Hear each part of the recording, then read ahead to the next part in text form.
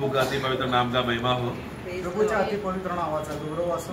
प्रभु ने हमको और एक अच्छा धन्य संगति दिया है आणि प्रभूने अजून एक धन्य संगति आपल्याला दिलेली आहे। जितना हमको संगति मिल रहा है उतना हमारा भाग्य है, क्योंकि उतना हम मसीह को कमा रहे हैं। आणि जेवढी जास्त आपल्याला संगति मिळत आहे तेवढं आपलं भाग्य आहे, कारण तेवढं जास्त आपण ख्रिस्ताला कमवत आहोत। ऐसा भाग्य संसार को नहीं है, सिर्फ मंडली को ही है। आणि असं जे भाग्य आहे ते जगाला नाहीये, फक्त मंडळीला आहे। दुनिया भर का न्यूज आपको मिल रहा है आणि जगभरामधल्या बातम्या तुम्हाला समजत आहे। जिधर भी न्यूज़पेपर का पेज पन्ना पलटो, सब जगह पे मृत्यु का ही न्यूज है। आणि तुम्ही वर्तमानपत्राची तुम्ही कितीही पानं पलटली तर त्या ठिकाणी मरणाच्याच बातम्या आहेत। वो भारत में का न्यूज पढ़ो या विदेशी न्यूज पढ़ो या इजराइल में कोई भी देश का किधर भी पढ़ लो, सब जगह पर मृत्यु का खबर ही है सबसे ज्यादा। आणि जगभरामधल्या कुठल्याही देशाची बातमी वाचा, त्या ठिकाणी सर्व काही तेच मरणाच्याच बातम्या लिहिलेल्या आहेत। इसकी वजह से संसार और सारा सृष्टि जोर जोर से पुकार कर रो रहा है कि पर मैं मनुष्य का पुत्र या परमेश्वर का पुत्र लोग कभी प्रकट हो गए, जल्दी प्रकट हो जाओ। आणि मग ते त्याच्याद्वारे आपल्याला एकच समजतं की मनुष्याचा पुत्र जो आहे तो लवकर प्रकट होणार आहे। क्योंकि जब परमेश्वर का पुत्र लोग जगत में प्रकट होगा तभी ये भूमि का वो श्राप बंद हो जाएगा। आणि परमेश्वराचे जे पुत्र आहे ज्या वेळेला प्रकट होतील त्याच वेळेला पृथ्वीवरचा जो श्राप आहे तो नष्ट होईल। हम जानते हैं हमारा प्रकटीकरण तो आर्मगदोन के युद्ध के बाद ही होने वाला है। आणि आपलं जे प्रकटीकरण आहे ते हर्मोदोनच्या युद्धानंतरच होणार आहे। पर हम लोग वो दिन के लिए नहीं वाट जो रहे, हम लोग प्रभु का रहस्य आगमन रैप्चर में आकर हमें लेकर जाए उस दिन के लिए हम लोग वाट जो रहे। आणि आपण त्या दिवसाची वाट नाही पाहत आहे, तर प्रभूचं जे रहस्य आगमन आहे की ज्याच्या सोबत आपण उचलल्या जाणार आहोत त्याचे आपण वाट पाहत आहोत। उस दिन तक, उस समय तक हमें मसीह को और कमाते जाना है। आणि त्या दिवसापर्यंत आपण ख्रिस्ताला अधिक अधिक प्राप्त करत जायचंय। आज हमको और एक फिर से सौभाग्य मिला, अजून आपल्याला एक सौभाग्य मिळालं। गए हफ्ते हम लोग प्रकाशित वाक्य अध्याय 4 और 5 में किस रीति से मेमना योग्य है आराधना के विषय में हम देख रहे थे। आणि मागील आठवड्यामध्ये प्रकटीकरणाचं पुस्तक 4 अध्याय आणि 5 अध्यायामध्ये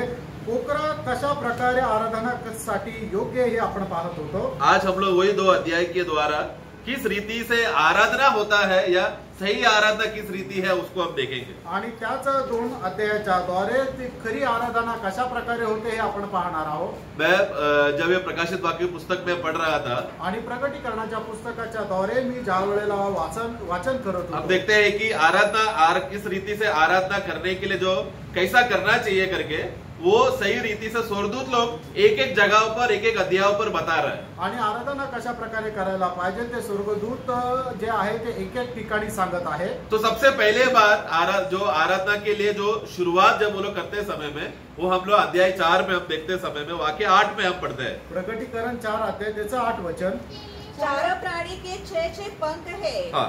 चारों ओर और भीतर आके ही आके है, और वे रात दिन बिना विश्राम लिए यह कहते रहते हैं, पवित्र पवित्र पवित्र हाँ। प्रभु परमेश्वर सर्वशक्तिमान, जो था और जो है और जो आने वाला है। तो जो आराधना का जो एक्सप्रेशन या किस रीति से स्वर्गीय जीवी लोग जो आराधना करते हैं वो पहले यहाँ से शुरुआत होकर आरंभ होकर बता रहे हैं कि वो लोग किस रीति से बता रहे हैं कि यहोवा परमेश्वर जो सिंहासन में बैठा है वो पवित्र पवित्र पवित्र है। आणि मग या ठिकाणी स्वर्गदूत कशा प्रकारे आराधना करतात हे आपल्याला कळतं की ते जे सिंहासनावर बसलेला जो सर्वशक्तिमान परमेश्वर जो आहे तो पवित्र पवित्र पवित्र आहे।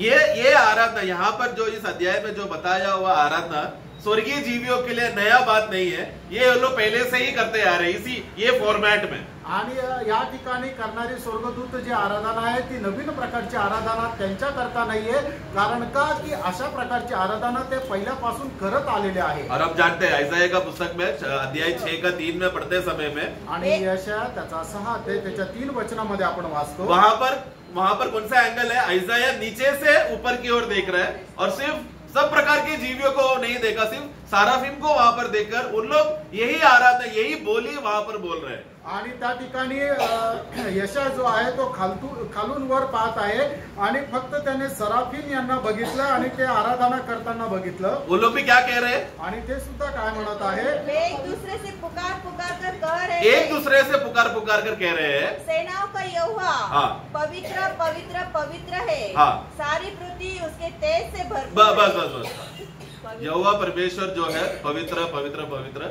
या इंग्लिश में लिखा है सेनाओं का यहोवा पवित्र पवित्र पवित्र। आणि सैन्याचा परमेश्वर जो आहे तो पवित्र पवित्र पवित्र आहे. तो ये आराधना का जो फॉर्मेट है, ये पैटर्न है, ये स्वर्गीय जीवियों के लिए नया नहीं है. ये वो लोग ऑलरेडी इसमें उन लोगों को मालूम है, इस रीति से वो लोग आराधना करते हैं करके. आणि जे स्वर्गीय स्वर्गदूत आहे त्यांनी करणारी आराधना जी आहे ते जुन्याच प्रकारची आहे. और ये उनका बॉडी फंक्शन, ये लोग इस आराधना से इतना वो लोग पहचान है कि वापस अगर प्रकाशित वाक्य 4:8 में अगर पढ़ेंगे, उसका आखिरी में लिखा है कि वो लोग दिन और रात बिना विश्राम किए कह रहे हैं. ऐसा आया वाक्य, वह रात दिन कह रहे हैं पवित्र पवित्र पवित्र. आणि ते दिवस रात्र न थकता ते म्हणत आहे पवित्र पवित्र पवित्र. तो उन लोग इस प्रकार की आराधना से पहले से ही वाकिफ है, और उसी पैटर्न से वो लोग कभी से वो लोग कर रहे हैं, जब से स्वर्गदूतों को बनाया. भूमि और मनुष्य को छोड़ो, उसके भी पहले स्वर्गदूत थे, तब से वो लोग ये फॉर्मेट फॉलो कर रहे हैं. आणि ही पृथ्वी आकाश बनवण्याच्या अगोदर ज्या वेळेला स्वर्गदूतांना बनवण्यात आलं तेव्हापासून स्वर्गदूत अशा प्रकारे आराधना करत आहे. परंतु हम प्रकाशित पुस्तक में आते समय में हमारे लिए मनुष्य इतिहास का भले ही ये आखिरी पुस्तक हो जो हमको मनुष्य के ये भूमि में किस रीति से मनुष्य जिएगा, कार्य करेगा, यहाँ पर स्वर्गदूत लोग को आराधना का एक पैटर्न यहाँ से बदल रहा है, फॉर्मेट उनका बदल रहा है.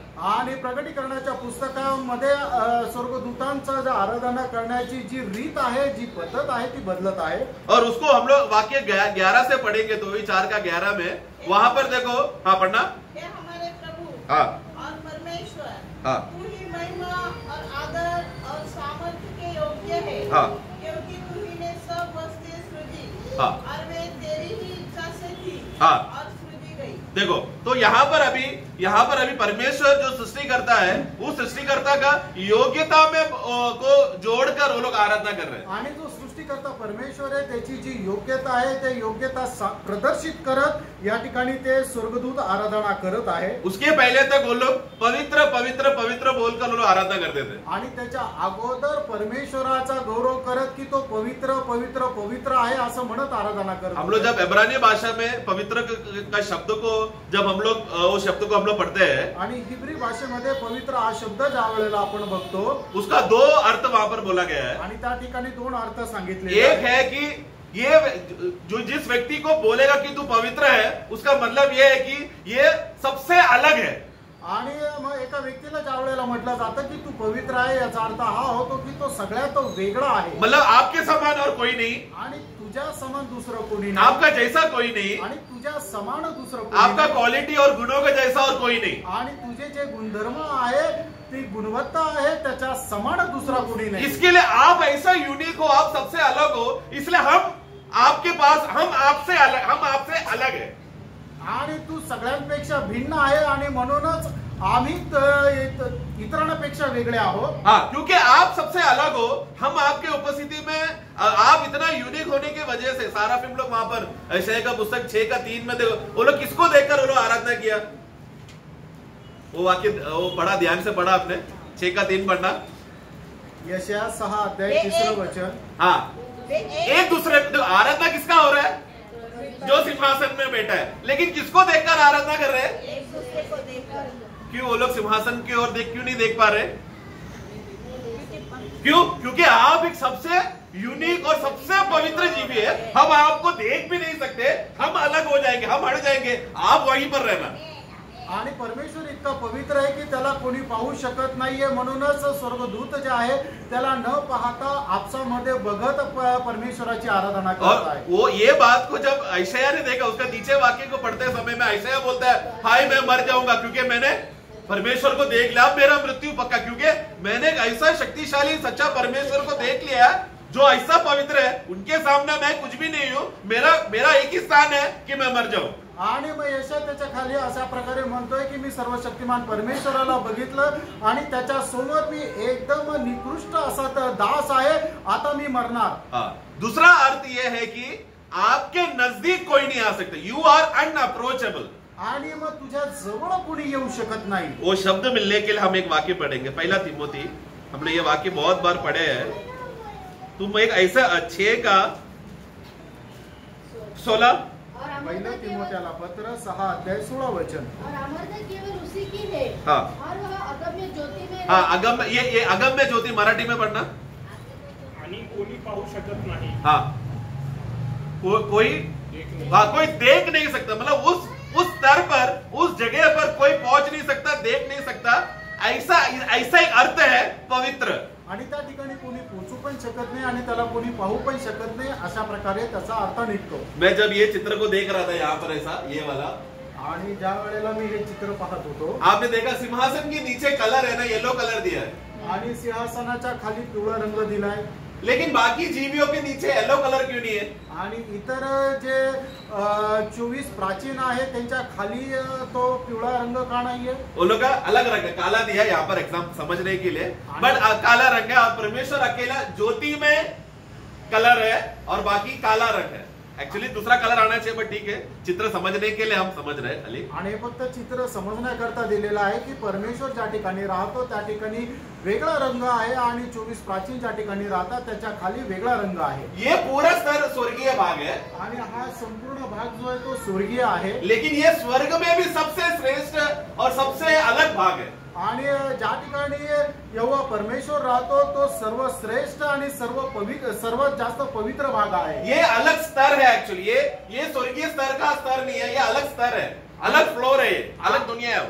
आणि मग तो जो भाग आहे ते ज्या ठिकाणी 24 प्राचीन बसलेले आहे त्याच स्तरावर ते नाहीये, तर तो एक वेगळा स्तर आहे. वो स्तर है यहाँ पर. अभी हमने पहला तिमोथी 6 में पढ़ा कि हम लोग उस स्तर में, उस जगह पर, उस फ्लोर में कोई जा ही नहीं सकता, कोई देख भी नहीं सकता, लेकिन वहां से एक बहुत बड़ा टॉर्च जैसा बड़ा लाइट प्रकाश उस स्तर से ये दुनिया इस स्तर पे जहां पर प्राचीन लोग और जीविया बैठे वहां पर लाइट चमक रहा है वहां पर. आणि मग पहिल्या तिमोथेला पत्र 6 अध्यायामध्ये दिलेला तो हा स्तर आहे की त्या ठिकाणी कोणी जाऊ पण शकत नाही, कोणी पाहू पण शकत नाही, अशा ठिकाणी सेनाधीश परमेश्वर त्या ठिकाणी बसलेला आहे. परंतु इस बार प्रकाशित वाक्य में पहले बार एक नया बात यहाँ पर हो रहा है. उन लोग उस ज्योति की ओर देखते समय में सिंहासन में एक जन को बैठा हुआ उनको देखने हो पा रहा है. आणि मग या ठिकाणी आपण प्रकटीकरणाच्या पुस्तकामध्ये पाहतो की सिंहासनावर बसलेला एका व्यक्तीला ते पाहू शकतात. उसका कारण क्या है? त्याचं कारण काय? क्योंकि मेमना ने वहां पर एक काम किया. कारण कोकऱ्याने त्या ठिकाणी एक काम केलंय. मेमना ने क्या काम किया? आणि कोकऱ्याने काय काम केलंय? कोलोसों का पुस्तक दूसरा अध्याय, कलसीकराचं पत्र त्याचा 2रा अध्याय. प्रभु यीशु मसीह ने जब लहू बहाया तो वो 2 स्तरों में मेल मिलाप किया करके हम पढ़ते हैं. कोलोसों 1:20. कलसीकराचं पत्र 1 अध्याय त्याचं 20 वचन. और उसके क्रूस पर बहे हुए लहू के द्वारा मेल मिलाप करके हाँ. सब वस्तुओं का हाँ, सब वस्तुओं का उसी के द्वारा से हाँ. अपने साथ मेल कर ले. हाँ. चाहे वे पृथ्वी पर की हो हाँ. चाहे स्वर्ग में. देखो, ये जब तक यीशु मसीह क्रूस पर मरा नहीं तब तक स्वर्ग की सब स्तरों की सब भागों में मेल मिलाप का मतलब एक कार्य वहां पर, क्योंकि परमेश्वर की नजर में स्वर्ग भी क्या है, हमने गया टाइम हमने देखा था, परमेश्वर की नजर में स्वर्ग भी अशुद्ध है, स्वर्ग भी गलत परमेश्वर उसमें गलती निकाल सकता है. आणि मागच्या आठवड्यात पण आपण पाहिलं होतं की स्वर्ग सुद्धा परमेश्वरासमोर पवित्र नाहीये. परंतु यहाँ पर ये मेमना का लहू के द्वारा इस लहू में ऐसा सामर्थ्य है कि सिर्फ हमें ही परमेश्वर के साथ मेल मिलाप किया उतना ही नहीं, पृथ्वी के सारे जीवियों को भी मेल. इसलिए हम देखते हैं कि सारा पृथ्वी के जीवी लोग वो लोग पुकारेंगे परमेश्वर का पुत्र प्रकट हो जाओ ताकि हमें आजादी मिले. उनको क्यों आजादी मिल रहा है? क्योंकि मेमना आणि सर्व पृथ्वीवरचे जे प्राणी आहेत ते अशा प्रकारे आवाज देतील की परमेश्वराच्या पुत्रा तू प्रगट हो जेणेकरून आम्हाला स्वातंत्र्य मिळावं. त्यांना का स्वातंत्र्य पाहिजे? तो हर चीज का छुटकारे के लिए एक ही उत्तर है, मेमना का लहू जो क्रूस पे हमारे लिए बहाया गया. आणि प्रत्येक प्रकारच्या मुक्तीकरता एकमात्र त्याच्यासाठी उपाय आहे ते म्हणजे ते कोकऱ्याचं रक्त जे आपल्या करता सांडवण्यात आलं. सिर्फ एक ही जगह पर वो लहू कार्य नहीं करेगा. आणि फक्त एकाच ठिकाणी ते रक्त कार्य नाही करणार. Praise the Lord. नरक में वो काम नहीं करेगा. आणि नरकामध्ये ते रक्त काम नाही करणार. क्योंकि जो नरक में गया वो गया, उनको दोबारा अवसर नहीं है. आणि जे नरकामध्ये गेले त्यांना पुन्हा संधी नाही. परंतु यहाँ पर अभी कोलोसे 1 में पढ़ा कि सिर्फ स्वर्ग में और पृथ्वी के सभी बातों को लिए एक मेल मिलाप का कार्य वहां पर हुआ है। आणि जे पृथ्वीवर आहे आणि जे स्वर्गामध्ये आहे त्या सर्व गोष्टी एक केलेल्या आहे। ये कितना गहराई की बात है, बाइबल में हमको प्रकट नहीं हुआ है, ये उन लोग के लिए रहेगा, हमको नहीं मालूम, लेकिन हम लोग क्यों आराधना कर रहे हैं? क्योंकि प्रभु ने उस लहू के द्वारा हमें मेल मिलाप किया। आणि आपण का आराधना करतो? कारण का की प्रभूने आपल्या पवित्र रक्ताच्या द्वारे स्वर्गातल्या आणि पृथ्वीच्या गोष्टींना एक केलं। तो ये अभी स्वर्ग के सारे जीवी लोगों को परमेश्वर का उस गुण को, परमेश्वर का सामर्थ्य को उन लोग को और भी स्पष्ट रीति से क्लियरली देखने को हो पा रहा है, क्योंकि मेमना लहू बहाया। आणि स्वर्गामध्ये राहणारे जे प्राणी आहेत त्यांना त्या सर्व गोष्टी ज्या आहेत त्या एकदम स्पष्ट दिसत आहे। कारण का? त्याचं कारण एकच आहे की कोकऱ्याने आपलं रक्त सांडवलं। सिर्फ मेमना ही वहां पर नहीं, आणि फक्त कोकराच तिथे नाहीये, रैप्चर हुआ वहां पर दीपक भी अपना मंडली भी वहां पर है, रैप्चर किया हुआ। आणि प्रभू सोबत गेलेली जी मंडळी आहे ती सुद्धा त्या ठिकाणी आहे। क्योंकि वहां पर हम क्या देखते हैं, 7 दीप जल रहे हैं करके अध्याय 4 में हमने पढ़ा। आणि ज्या 7 समय किंवा 7 दिवे जे आहेत त्या ठिकाणी जळताना आपण पाहतो ते प्रगटीकरण 4 अध्यायामध्ये। तो जिसके वजह से स्वर्गदूतों का अभी आराधना करने का जो फॉर्मेट है बदल गया, क्योंकि उनको अभी नया बातें प्रकट होने लग रहा है, प्रकाश में उनको मिलने लग रहा है। आणि मग स्वर्गदूतांची आता आराधना करण्याची जी पद्धत आहे ती बदलली। कारण का?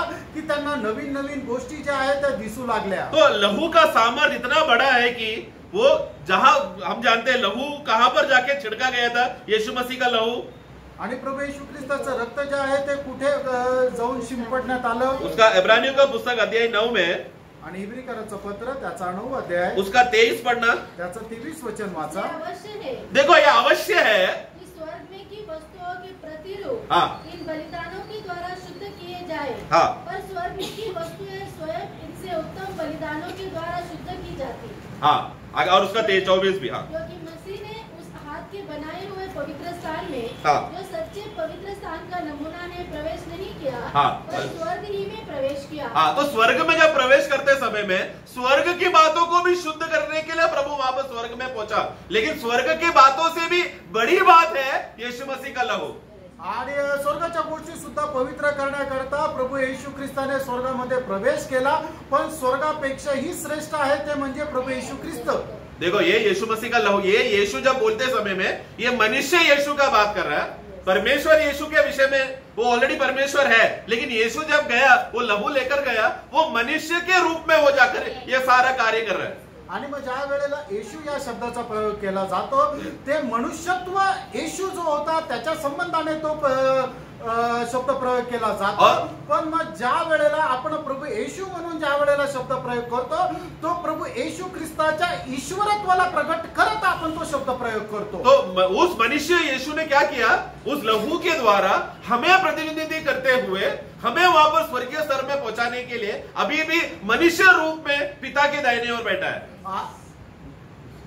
यीशु मसीह हमें स्वर्गीय स्तर में जब उन्होंने लहू बहाकर जब वो स्वर्ग में गया, उस स्वर्ग में जाकर पिता के दाहिने ओर जाकर बैठा। आणि प्रभू येशू ख्रिस्ताने आपलं रक्त सांडून तो पित्याच्या उजवीकडे बसला। उस दाहिने ओर कौन बैठा है? आणि त्याच्या उजवीकडे कोण बसले? पर ये पिता परमेश्वर का पुत्र, वो जो आदि से आदि में वचन था, वो यीशु वो रूप नहीं, लेकिन मनुष्य जो पुनरुत्थान होकर मनुष्य है, वो मनुष्य वहां पर पिता के दाहिने ओर बैठा है। आणि मग पिता परमेश्वराच्या उजवीकडे आता कोण बसलेला आहे की जो मनुष्य रूप धारण करून जो पृथ्वीवर आला तो प्रभू येशू ख्रिस्त जो आहे तो त्या ठिकाणी बसलेला आहे। पण योहान त्याच्या पहिल्या अध्यायाने पहिल्या वचनामध्ये ज्याप्रमाणे सांगितलं की सुरुवातीला वचन होता आणि वचन परमेश्वरासोबत होता आणि वचनच परमेश्वर होता, तो प्रभु येशू नाही। उसका एक वाक्य हम पढ़ेंगे, पहला तिमोथी 2 का उसका 5। पहिलं तिमोथेला पत्र 2 अध्याय 5 वचन। क्योंकि परमेश्वर एक ही है। हाँ। और परमेश्वर और मनुष्य के बीच में भी हाँ। एक ही बिचवाई है। हाँ। अर्थात मसीह यीशु जो मनुष्य है। जो मनुष्य है, आणि देखा? की जो मनुष्य आहे। एक बार मराठी में पढ़ना। कारण एकच देव आहे। हाँ। आणि देव एकच देव आहे मतलब पिता परमेश्वर के बारे में, मतलब उसमें त्रिएक परमेश्वर उसमें मौजूद है। हाँ, आगे। आणि देव व मानव यांच्यामध्ये, और देव और मानव, यहाँ पर देव मानव, यहाँ पर पिता परमेश्वर और मनुष्य के बीच का बिचवाई करने वाला। आगे।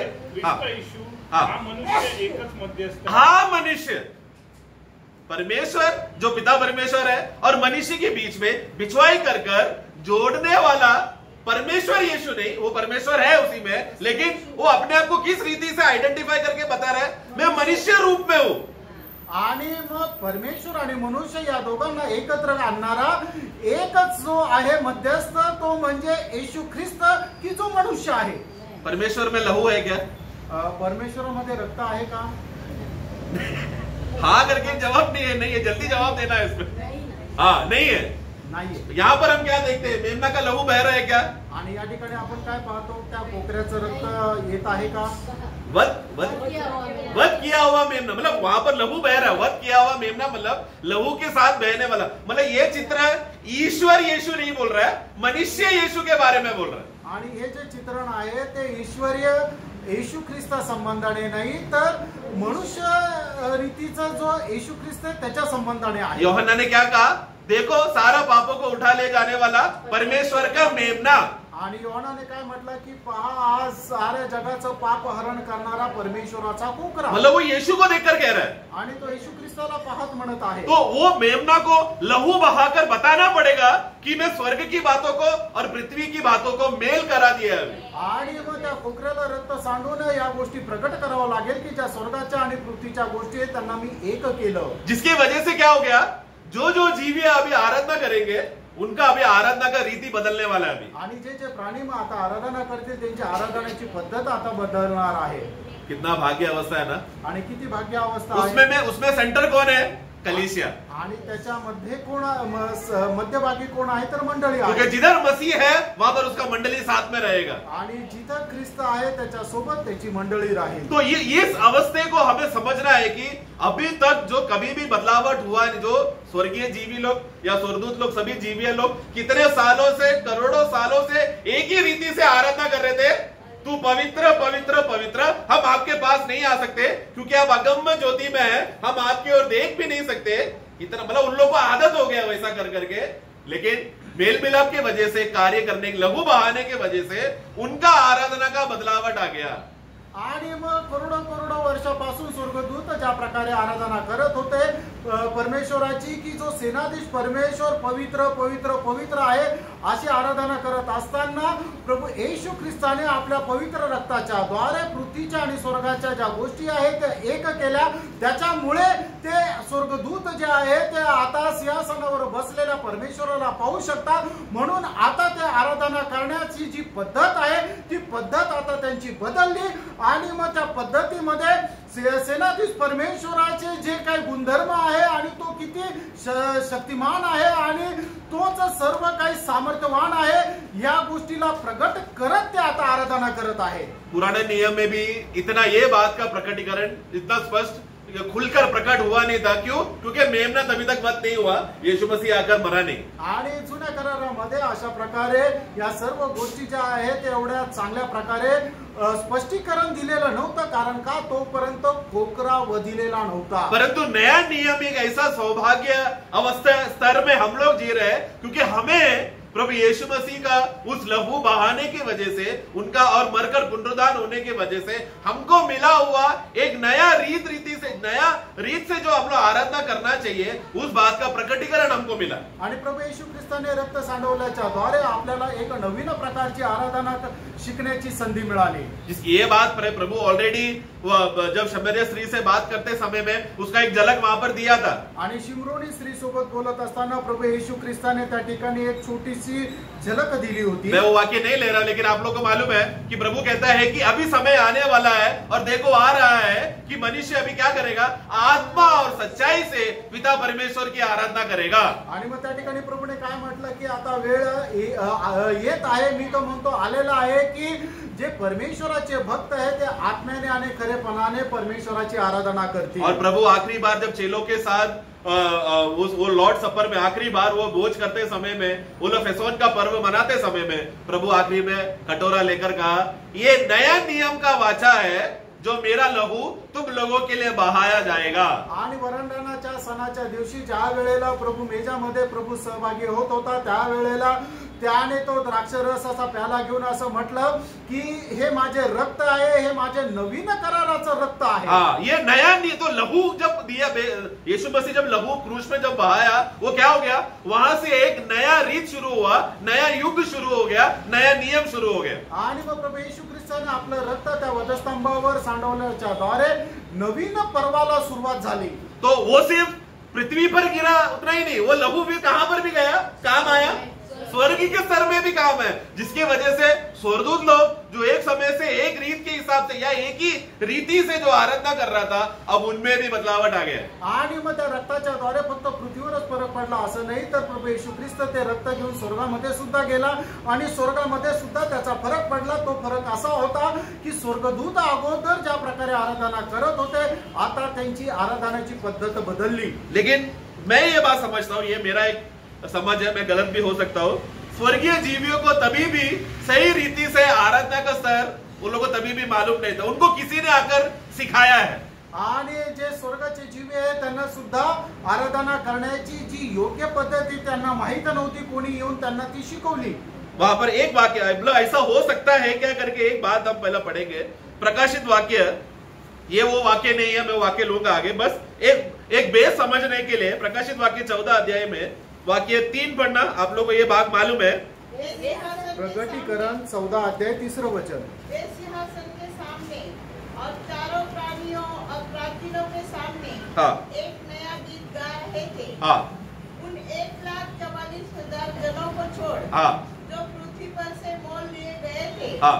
कोई वह गीत न सीख सकता था। हाँ, तो ये गीत गाया किसने फिर, आणि हे गीत मग कुणी गायलं? आप लोगों को जवाब मालूम इसका, पर हाँ, बाकी स्वर्गीय जीवी लोग ये गीत गाए क्या?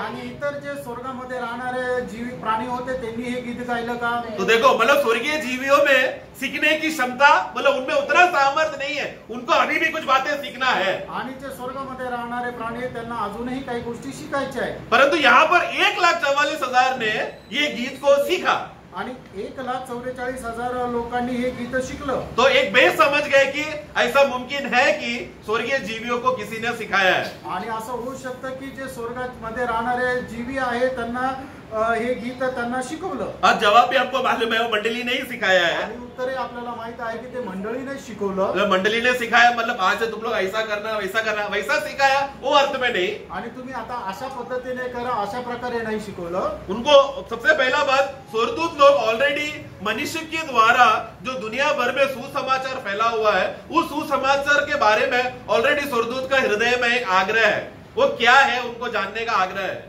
आणि मनुष्य जे पृथ्वीवर सुसमाचार सांगतात, ते सुसमाचार काय आहे हे जाणण्याची स्वर्गदूतांची इच्छा आहे। जल्दी हम पढ़ेंगे, पहला पत्रोस 1:12। पहिले पेत्र त्याचा पहिला अध्याय त्याचं 12 उन वचन। पर यह प्रकट किया गया हाँ। कि वे अपनी नहीं, हाँ। वरन तुम्हारी सेवा के लिए। तो उनको वो प्रकट किया, मतलब ये पुराने नियम के लोगों को था, पुराने नियम को लोगों को प्रकट हुआ कि ये पूरा जो बलिदान का जो कार्य है और सुसमाचार और उद्धार का जो कार्य है, ये पुराने नियम के लिए नहीं, लेकिन आगे ये बातें कहा करते थे। हाँ। जिनका समाचार अब तुम्हें उनके द्वारा मिला। हाँ। जिन्होंने पवित्र आत्मा के द्वारा, हाँ। जो स्वर्ग से भेजा गया, हाँ। तुम्हें सुसमाचार सुनाया। तुम्हें सुसमाचार, मतलब पत्रोस अभी जिनको खत लिख रहा है उन लोगों को, मतलब नए नियम के लोगों को आणि नवीन कराराच्या लोकांना। हाँ, आगे और इन बातों को जो अभी यहाँ पर जो चल रहा है, जो पुराने नियम के लोग खोज रहे हैं उनको नहीं मालूम पड़ रहा है, लेकिन नए नियम को है, ये सब बातें जानने के लिए स्वर्गदूत भी ध्यान से देखने की लालसा रखते हैं। लालसा, मतलब उन लोग के अंदर एक आग्रह है कि ये क्या हो रहा है पृथ्वी में। यीशु मसीह ने लहू बहाने के बाद पृथ्वी पूरा बदल गई, पृथ्वी का, भूमि का आत्मीय स्तर बदल गया। एक समय में शैतान पूरा ताकत लेकर पृथ्वी में अपना सामर्थ कर रहा था, लेकिन यीशु मसीह का लहू बहाने की वजह से शैतान में अभी उतना ताकत नहीं है। और ये अलग प्रकार के लोग जो अपने आप को मंडली बोल रहे हैं, कलीसिया बोल रहे हैं, मसीह लोग बोल रहे हैं, ये लोग अलग रीति से प्रभु का सेवा कर रहे हैं। ये बात जान रहा है, खोज रहे हैं वो लोग, स्वर्गदूत लोग। आणि सुरुवातीला अगोदर कसं राहायचं की सैतानाचं संपूर्ण सामर्थ्य जे आहे, अधिकार जो आहे तो पृथ्वीवर होता, पण प्रभू येशू ख्रिस्ताने आपलं रक्त सांडवल्याच्या द्वारे, त्याने आपल्या रक्ताच्या द्वारे काही लोकांना विकत घेतलं। ते लोक आहे मंडळी आणि मग ते मंडळीचे लोक आहेत ते सैतानाच्या अधीन न राहता प्रभूच्या अधीन राहत आपलं जीवन जगत आहे. आणि मग हे कसं काय झालं की प्रभू येशू ख्रिस्ताच्या रक्ताच्या द्वारे एवढा मोठा फरक कसा पडला, ही जाणण्याची लालसा, ही जाणण्याची इच्छा स्वर्गदूतांना सुद्धा आहे. और हमको मालूम है एक दिन जब मंडली का रैप्चर हो जाने के बाद मंडली जब स्वर्गीय स्तर में रहेगा, उस समय में मसीह का असीम धन का ज्ञान मंडली क्या करेंगे, सारा स्वर्गीय जीवियों को देंगे. आणि मग ज्या वेळेला मंडळी प्रभू येशू ख्रिस्तासोबत उचलल्या जाईल त्या वेळेला ख्रिस्ताचं असीम ज्ञान जे आहे ते सर्व स्वर्गातल्या जीवांना देईल. एफिसियों का पुस्तक 3 अध्याय वाक्य 10. इफिसकराचं पत्र त्याचा 3 अध्याय 10 वचन. ताकि अब कलीसिया के द्वारा परमेश्वर का विभिन्न प्रकार का ज्ञान, देखो मसीह का एक प्रकार का ज्ञान नहीं, बहुत प्रकार का विभिन्न, मैं विश्वास करता हूं अनगिनत रहेगा, क्योंकि हर एक विश्वासी जो करोड़ों करोड़ों विश्वासी है वो लोग सबको प्रभु का एक एक ज्ञान का रूप प्रकट करने का अवसर मिलेगा. ये लोग सब लोग क्या करेंगे, अलग अलग ज्ञान को उन प्रधानों अधिकारियों पर हाँ जो स्वर्गीय स्थानों पर है प्रकट किया जाए. ये सभी देखो स्वर्गीय ज्ञानियों, उधर के अधिकारों हाकिमों को, स्वर्गीय लोगों को, जो स्वर्गीय जीव है, स्वर्गदूत और अधिकारी लोगों को मंडली के द्वारा होने वाला है. आणि मग स्वर्गामध्ये राहणारे जे जीवी आहेत त्यांना ते परमेश्वराचं ते स्वर्गीय ज्ञान जे आहे ते मंडळीच्या द्वारे प्रकट केलं जाईल. ये तो रैप्चर के बाद होने वाला है. आणि हे तर मंडळी उचलल्या गेल्यानंतर होणार आहे. परंतु अभी कैसा स्वर्गदूत लोगों को फायदा हो रहा है, आराधना सीखने कैसा मिल रहा है उनको. आणि आता स्वर्गदूतांना आराधना शिकण्याकरता कसं भेटत आहे. क्लिक हो गया आप लोग. अभी स्वर्गदूत लोग क्या कर रहा है, अभी स्वर्गदूतों का काम क्या है प्रियो. आणि आता स्वर्गदूतांचं काम काय आहे प्रियांनो. हम लोग जिस रीति से आराधना कर रहे हैं ये बात वो लोग देख रहे और वो लोग समझ रहे हैं. आणि आता आपण ज्या प्रकारे आराधना करत आहोत ते हे सर्व काही पाहत आहे आणि समजत आहे. ये देख देख कर स्वर्गदूतों के अंदर एक समझ आ गया है. अभी हम लोग परमेश्वर को पवित्र पवित्र पवित्र सेनाओं का यहोवा तू महान है, सारा सृष्टि में इस रीति से आराधना कर कर परमेश्वर इस आराधना में प्रसन्न नहीं है. परंतु मसीह के कलीसिया के लोग जो लहू के द्वारा मूल दाम दिए गए लोग हैं, इन लोगों का आराधना को ज्यादा मूल्य दे रहे हैं. आणि मग आता स्वर्गदूतांना समजलं की आम्ही ज्या प्रकारे आराधना करतो की हे परमेश्वरा तू पवित्र पवित्र पवित्र आहे. या आराधनेच्या द्वारे परमेश्वर तेवढा प्रसन्न नाहीये, पण परमेश्वराला भावणारी आवडणारी आराधना काय आहे की मंडळी करणारी जी आराधना आहे ती परमेश्वराला जास्त आवडणारी आहे. इसलिए हम लोग जब यहाँ पर आराधना करते समय में प्रभु के लोग जहाँ पर 2 और 3 प्रभु के लोग जब एकत्र होते समय में उसके बीच में जब प्रभु है जो हमारा सेंटर है, उस आराधना में ये बात को देखने के लिए स्वर्गदूत हमारे चारों तरफ है. आणि मग परमेश्वराचं वचन ज्या प्रकारे सांगते की दोघे किंवा तिघे माझ्या नावामध्ये एकत्र येतात त्या ठिकाणी मी आहे. तर मग ज्या वेळेला मंडळी एकत्र येते त्या ठिकाणी त्याच्यामध्ये प्रभू सुद्धा राहतो. आणि मग मंडळी ज्या प्रकारे आराधना करते ती आराधना बघण्याकरता स्वर्गदूत पण त्या ठिकाणी उपस्थित राहतात. हाँ, तो उस स्तर, जब उस स्तर करके बोलते समय में वो एक ऐसा स्तर है जो बाहर से जीविया देख सकते हैं. आणि मग ती अशा प्रकारचा तो एक पद्धत आहे किंवा अशी ती एक लेवल आहे की ते बाहेरचे जीवी सुद्धा ती आराधना पाहू शकतात. और ये सच है प्रिय, वो पृथ्वी पर नहीं है. आणि ही गोष्ट खरी आमेन. पृथ्वीवर नाहीये. तो इसके लिए इब्रानियों का 10-12 अध्याय में वो एक बात वहां पर बताता है. उसका पहला 18 वाक्य पढ़ना. आणि इब्रीकराचं पत्र त्याचा 12 अध्याय त्याचा 18 वचन. तुम तो उस पहाड़ के पास हाँ जो छुआ जा सकता था हाँ और आग से प्रज्वलित था हाँ और काली घटा हाँ और अंधेरा हाँ और आंधी के पास हाँ और तुरई की ध्वनि हाँ. और बोलने वाले के ऐसे शब्द के पास नहीं आए. देखो वहां पर नहीं आए हैं. अभी आराधना कहां पर हो रहा है कि जो पर्वत है जो छुआ जा सकता है, जो बांसुरी वीणा तुरैया फूकी ये सब कान से शारीरिक रीति से उपकरण लेकर आराधना किया जा रहा है, ऐसा शारीरिक स्तर के आराधना में तुम नहीं आए हो. आणि तुम्ही अशा प्रकारच्या आराधनेमध्ये नाही आलेले की जे शारीरिक रीतीने होता. परंतु कहां पर 21वां वाक्य उसका 22वां वाक्य 22 वचनामध्ये सिय्योन के पहाड़ के पास हाँ और जीवित परमेश्वर के नगर नगर. देखो हाँ यरूशलेम के पास और लाखों स्वर्गदूत. वहां पर कौन है. लाखों स्वर्गदूत. मराठी में कैसा है, कितना स्वर्गदूत है. लाखों लिखा है. अगणित अगणित तो ब्रैकेट में लिखो. उसको गिन नहीं सकते उतना स्वर्गदूत लोग आकर क्या कर रहे हैं. आगे बढ़ना. और लाखों स्वर्गदूत और उन पहलों की साधारण सभा सभा. देखो कलीसिया और कलीसिया, जिनके नाम स्वर्ग में लिखे हुए हाँ, नए जीवन का पुस्तक में लिखा हुआ हमारा नाम, क्यों? यीशु मसीह ने उसके लिए लहू बहाया, और सबके न्यायी परमेश्वर के पास, हाँ, और सिद्ध किए हुए धर्मियों के पास, और इन नई वाचा के मध्य से नई वाचा का मध्य। देखो, पुराना वाचा नहीं, मतलब यहाँ पर जो आराधना हो रहा है वो अब्राहम ने जो किया, इसहाक ने जो किया, मूसा ने जो किया, दावीद ने किया, दानियल ने किया, उन लोगों का आराधना है ही नहीं, ये एक नया नियम का आराधना है। आणि या ठिकाणी जी अब्राहम, इसाक, याकोब किंवा दावीद, दानियल यांनी जी आराधना केली ती आराधना नाहीये, तर ही एक नवीन कराराची आराधना आहे। बल्कि कौन सा आराधना है? आणि ही कुठली आराधना आहे? एक नए नियम का वाचा बांधा हुआ, जहां वहां पर प्रभु यीशु मसीह भी उस लहू के पास जो आबेल के लहू से भी उत्तम बातें करता है। आणि प्रभू येशू ख्रिस्ताचं जे रक्त जे हाबेलाच्या रक्तापेक्षाही उत्तम गोष्टी बोलतं, ते नवीन कराराच्या सोबत असणारी ती आराधना आहे। वहां पर सिद्ध लोगों का आत्मा है करके पढ़ा, कैसा वो लोग सिद्ध हुए? आणि ते लोक कशा प्रकारे सिद्ध किए हुए धर्मी लोगों के आत्मा, ये लोग कैसे सिद्ध हुए? आणि ते लोक कशा प्रकारे परिपूर्ण झाले? हाँ, देखो ये करेक्ट जवाब है। उन लोग ने तपस्या किया, उपवास किया, समय समय पर मीटिंग में आता था, रोज बाइबल पढ़ते थे, सब संगति में आते थे, प्रेज लॉर्ड बोलते थे, प्रभु मेज लेता था, इसके लिए वो लोग धर्मी हो गए? ऐसा नहीं है जवाब। आणि लोक नीतिमान कसे झाले की ते दररोज मीटिंग मध्ये यायचे, प्रार्थना करायचे, वचन ऐकायचे, वचन वाचायचे, अशा प्रकारे ते नीतिमान नाही झाले। ऐसा धर्मी लोग को करना चाहिए, ऑटोमेटिकली हो जाता है ये। आणि जे नीतिमान आहे त्यांनी असं करायला पाहिजे। एक भाई नया जन्म पाए हुए विश्वासी को उन्हें प्रार्थना किया क्या, ऐसा सवाल अगर पूछना पड़ रहा है तो मतलब नया जन्म का सच्चा अनुभव मिला नहीं है, इसलिए प्रार्थना नहीं कर रहा, बाइबल नहीं पढ़ रहा। आणि नवीन कराराच्या भक्ताला तुम्ही प्रार्थना केली का, तुम्ही बायबल वाचलं का, अशा प्रकारे प्रश्न विचारायला पाहिजे का? तर अजिबात नाही विचारायला पाहिजे। आप लोग फ्यूनरल में शव संस्कार में गए हैं ना, आणि तुम्ही अंत्यविधीसाठी गेले आहात ना, उधर एक शव वहां पर लेटा रहता है, आणि त्या ठिकाणी एक डेड बॉडी राहते। उस शव के सामने जाकर बोलता है क्या, आप सांस लो ना जरा, आणि त्या डेड बॉडीला जाऊन आपण म्हणतो का तुम्ही श्वास घ्या। हम लोग सिखाएंगे, जोर से सांस लो, 5 सेकेंड ले लो, फिर छोड़ो। सिखाएगा तो सीखेगा क्या? आणि आपण जर त्याला श्वास घ्यायला शिकवलं तर तो शिकेल का?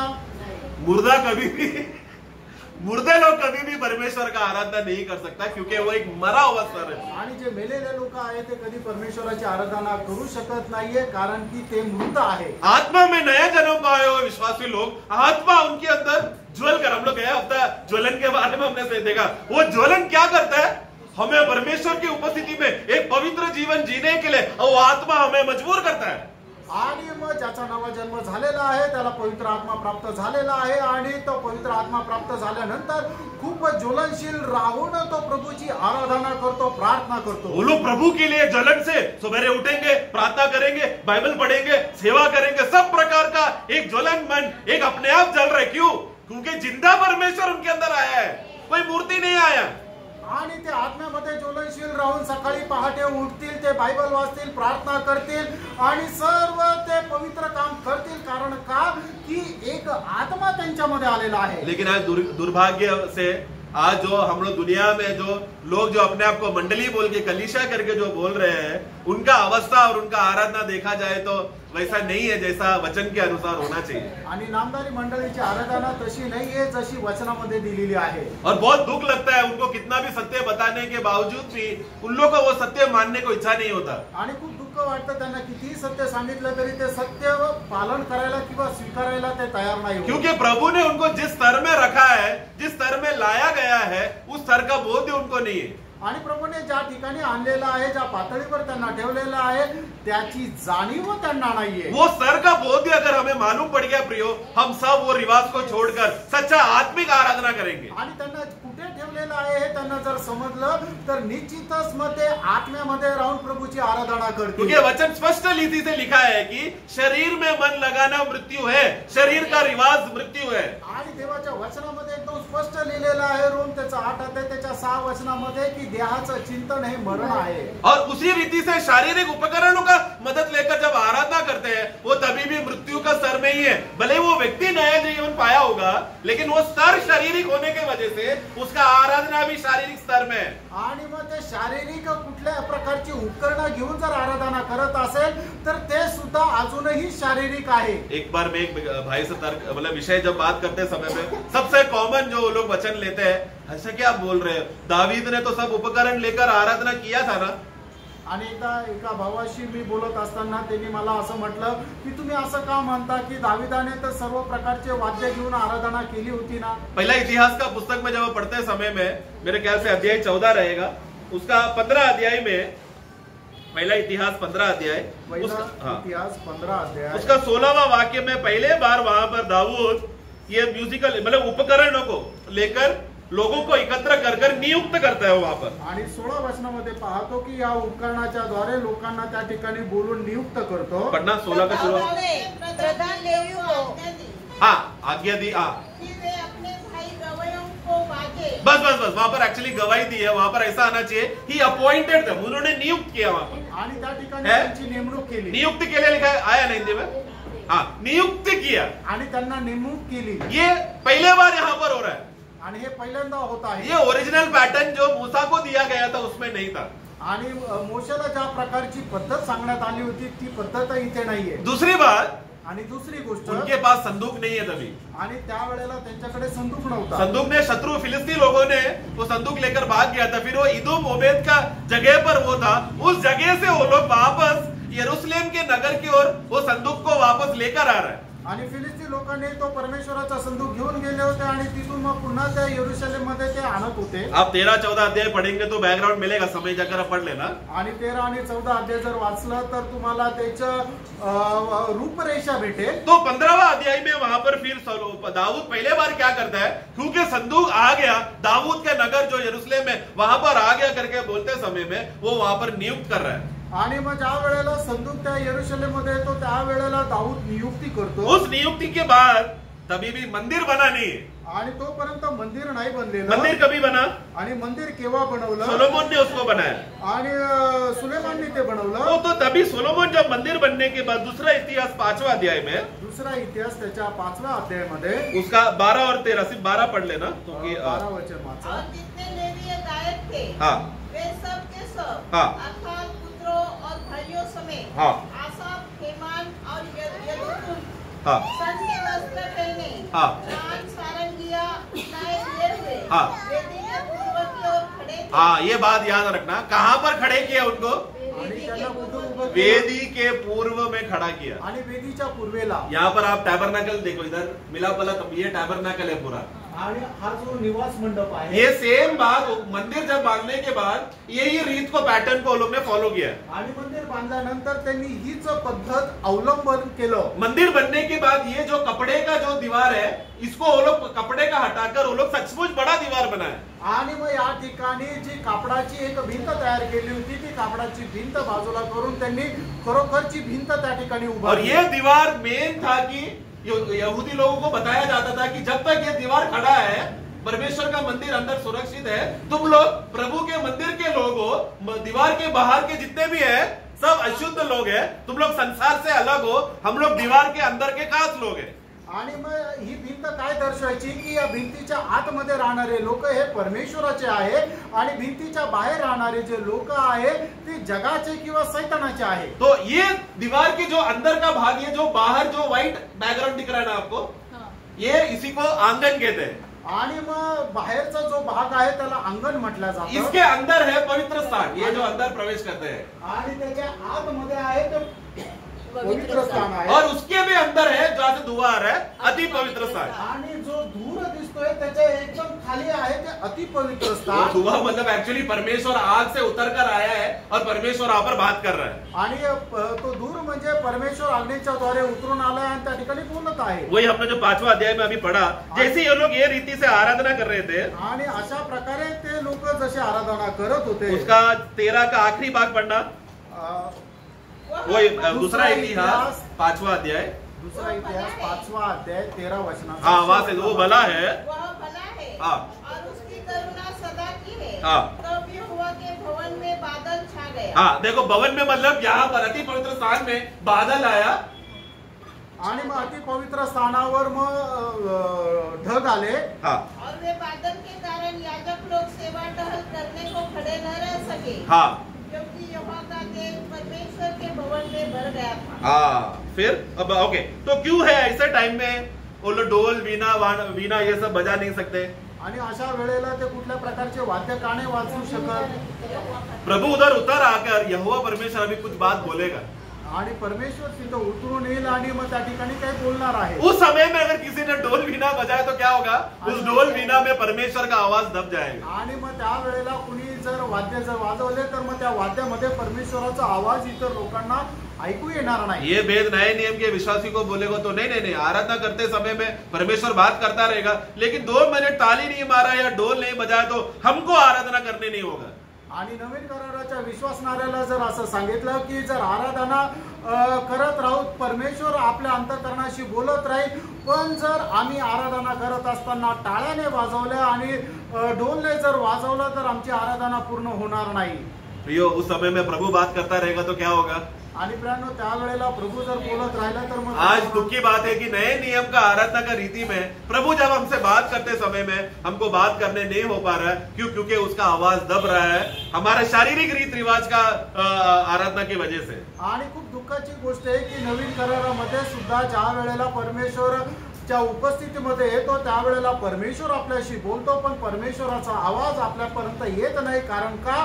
की आपण टाळ्या वाजवतो आणि कुठल्या प्रकारचे जे वाद्य आहे ते वाद्य वाजवत असतो. अभी भी नए नियम में आराधना में उपकरण है करके उसका जवाब मिला नहीं है, क्योंकि है ही नहीं. अभी भी ये इतना वाक्य पढ़ने से साबित नहीं होता है कि नए नियम के आराधना में उपकरण लेकर आ सकते हैं. आणि हे वाचल्यानंतरही या गोष्टीला प्रमाणित नाही करू शकत आहे की नवीन करारामध्ये कुठल्या प्रकारचे वाद्य वाजवायला पाहिजे का नाही. अभी आपने पढ़ते समय में वो लोग को किधर सोलोमन ने रखा? वेदी के पूर्व में. यहाँ पर ये है वेदी, उसके ये वेदी जहां पर है पूर्व साइड है, ये ईस्ट है, ये वेस्ट है. तो वेदी के पूर्व मतलब इधर नीचे उन लोगों को एक झुंड एक ग्रुप यहाँ पर रुकते थे. ये लोग वहां पर रुककर क्या करने का? बीच बीच में तुरैया फूका जाएगा, वीणा बजाया जाएगा, बांजे सब प्रकार का उपकरण लेकर यही जगह पर रुककर, इसके आगे नहीं जा सकते, इधर ही वो लोग कर सकते हैं. आणि मग त्या लोकांना सुलेमाननी काय केलं की वेदीच्या पूर्वीकडे म्हणजे या बाजूला ठेवलं की ते मधून मधून कर्णा वाजवतील, वीणा वाजवतील, पण त्यांना आतमध्ये जाण्याची परवानगी नव्हती.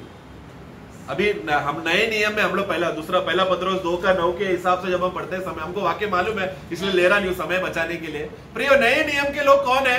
पहला पत्रोस 2:9 के अनुसार पहिले पेत्र 2 अध्याय त्याच्या 9 वचनाच्या अनुसार नवीन कराराचे लोक कोण आहेत? राजकीय याजकों का समाज जब परमेश्वर का सेवा करने जाएंगे, वो सेवा करने के लिए उनको कहाँ जाना पड़ेगा? आणि राजकीय याजकाचे समाजाचे लोक ज्या वेळेला परमेश्वराची सेवा करण्याकरता जातील त्यावेळेला त्यांना कुठे जावं लागेल? जोर से बोलो. नहीं, याजक लोग कहाँ जाएंगे? आणि याजक लोक पवित्र स्थानापर्यंत जातील. अति पवित्र स्थान में महायाजक जाता है, यहाँ पर सिर्फ महायाजक जा सकता है, लेकिन याजक लोग कहाँ जाएंगे? ये कहाँ का नियम है? पुराना नियम का नियम है, नया नियम का नियम नहीं. आणि जुन्या करारामध्ये ज्याप्रमाणे सांगितलेलं आहे की याजक लोक पवित्र स्थानापर्यंत जातील आणि महायाजक जो आहे तो वर्षातून एकदा अति पवित्र स्थानामध्ये जाईल. करेक्ट. तो नियम के अनुसार याजक लोग जब सचमुच सेवा करने जाते उस सेवा में आराधना बना हुआ रहता, क्योंकि उनको यहाँ पर बलि को कट करने के वध करने के बाद उनको अंदर जाना है पवित्र स्थान में. वहां पर अति पवित्र स्थान में महायाजक इंतजार कर रहा है, उसको लहू लेकर अति पवित्र स्थान में जाना है. आणि मग ज्या वेळेला अंगणमध्ये ते होम अर्पण केलं जातं त्यावेळेला त्याचं रक्त घेऊन याजकाला आतमध्ये जावं लागतं. कारण का? की महायाजक ते रक्त आणण्याची वाट पाहत राहतो, कारण ते पवित्र ते रक्त घेऊन महायाजक अति पवित्र स्थानामध्ये जातो. तो सेवा करते समय में हम लोग कहां पर है? पवित्र स्थान में. आणि मग सेवा करत असताना आपण कुठे आहे? तर आपण पवित्र स्थानामध्ये आहे. ढोल बजाने वाले लोग किधर है? आणि जे ढोल वाजवणारे लोक कुठे आहेत? उनका आराधना अंदर जाएगा क्या? आणि त्यांची आराधना आतमध्ये जाईल का? आज भी अगर तुम बोल रहे हो कि हम ढोल बजाएंगे, हम बाकी सब उपकरण लेकर करेंगे, बजाओ, तो आप लोग कौन सा स्तर में रहने वाले हो? आणि आजही तुम्ही असं म्हणताय की आम्ही वाद्य वाजवून परमेश्वराची आराधना करू, तर मग तुम्ही कुठे राहाल? तर तुम्ही अंगणमध्ये राहाल. मैं नहीं रोकूंगा आपको, आणि मी तुम्हाला नाही अडवणार. लेकिन आप अपने आप को रोक रहे हैं, क्योंकि आराधना के लिए प्रभु ने हम याजक लोगों को जो खड़ा करके रखा हुआ जो स्तर है, जो भाग है, वो पवित्र स्थान है. आणि याजकांना परमेश्वराने कुठे राहण्याकरता सांगितलेलं आहे तर पवित्र स्थानामध्ये. उस पवित्र स्थान में हमें रखकर आणि त्या पवित्र स्थानामध्ये ठेवून 5 मिनट में और लेता हूं. इब्रानियों का पुस्तक 10वां अध्याय, इब्रीकराचं पत्र त्याचा 10 अध्याय उसका 19 पढ़ना. त्याचं 19 वचन वाचा. इसलिए हे भाइयों, जब हमें यीशु के लहू के द्वारा ये किसके द्वारा? उनके लहू के द्वारा, हमारा कर्म की वजह से नहीं. मैं लेवी गोत्र से आया हूं, मैं पास्टर का बेटा हूं, मैंने बाइबल कॉलेज में पढ़कर आया हूं, ये सब कारण नहीं है. यीशु मसीह के लहू के वजह से आणि प्रभू येशू ख्रिस्ताच्या रक्ताच्या द्वारे उस नए और जीवित मार्ग से हाँ. पवित्र स्थान में प्रवेश करने का हियाव अरे नहीं, पवित्र स्थान नहीं. हाँ, परम परम पवित्र, पवित्र स्थान में नहीं, परम पवित्र स्थान में प्रवेश करने का हियाव धैर्य हमको मिला है. आणि त्या अतिपवित्र स्थानामध्ये प्रवेश करण्याचं धैर्य आम्हाला मिळालेलं आहे. तो यीशु मसीह ने क्या किया अभी? आणि येशू ख्रिस्ताने आता काय केलं? यहाँ ये दोनों भागों के बीच में एक पर्दा है अंदर. आणि पवित्र स्थान आणि अतिपवित्र स्थान याच्यामध्ये एक पडदा आहे. इस पर्दा को प्रभु यीशु मसीह के लहू के द्वारा प्रभु ने जब बलिदान किया, क्या हो गया? वो फाड़ के अंदर चला गया. आणि प्रभू येशू ख्रिस्ताने वधस्तंभावर आपला अर्पण केल्याद्वारे तो पवित्र आणि अति पवित्र स्थानामध्ये असलेला जो पडदा आहे तो फाडला गेला. तो हाथों से स्वर्ग में प्रवेश किया. स्वर्ग में प्रवेश करते समय में क्या हुआ? आणि मग त्याने स्वर्गामध्ये प्रवेश केला आणि स्वर्गामध्ये प्रवेश केल्याच्या द्वारे काय झालं? हाँ, उस स्वर्ग में जब वो प्रवेश करते समय में इधर का मंदिर का पर्दा फट गया. आणि त्याने स्वर्गामध्ये प्रवेश केल्याच्या द्वारे तो मंदिराचा पडदा फाटला गेला. तो भूमि का मंदिर फट गया. मतलब क्या? अभी भूमि का मंदिर का अभी तक चलने वाला रीत रिवाज को मैंने बंद कर दिया है. आणि मग तो पडदा फाटला याचा अर्थ काय झाला की पृथ्वीवर चालणारी जी काय पद्धत आहे ती मी बंद केली आहे. आप लोग का मर्जी, अभी भी जिद रहकर इधर ही रुककर आराधना करना है. आप बोलकर आराधना कर रहे हो, जिस रीति से आप कर रहे करो, तो आप इधर ही रहेंगे. अंदर आने होगा नहीं.